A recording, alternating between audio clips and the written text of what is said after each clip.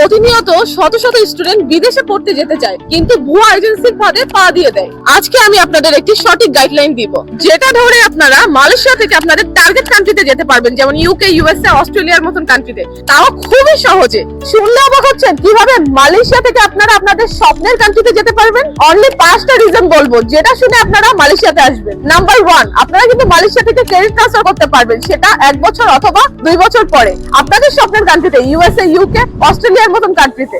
Number 2, only 4 থেকে 5 লক্ষ টাকায় মালয়েশিয়াতে আসতে পারবেন, আবার আপনাদের স্পাউস নিয়ে, মাস্টার্সে যারা আসতে চাচ্ছেন। নাম্বার 3, যারা থাকা খাওয়ার কথা চিন্তা করছেন মালয়েশিয়াতে এসে, তাদের জন্য সুখবর, এখানে কিন্তু 20 থেকে 30 হাজার টাকার মধ্যে আপনারা থাকতে পারবেন। নাম্বার 4, এখানে কিন্তু পার্ট টাইম কাজ করারও সুযোগ আছে, এবং যারা পড়ালেখা শেষ করে ভাবছেন যে মালয়েশিয়াতে কি করবেন, তারাও কিন্তু পড়ালেখা শেষ করার পরে ওয়ার্ক পারমিটে সুইচ করতে পারবেন মালয়েশিয়াতেই। নাম্বার 5, এখানে কোনো লাগছে না ব্যাংক স্টেটমেন্ট, না লাগছে আইএলটিএস। কিন্তু আইএলটিএস ছাড়া এখানে আসলে কিন্তু ছোট একটা এক্সাম দিতে হবে, তাছাড়া কোনো সমস্যা নাই মালয়েশিয়াতে উইদাউট আইএলটিএস আসলে।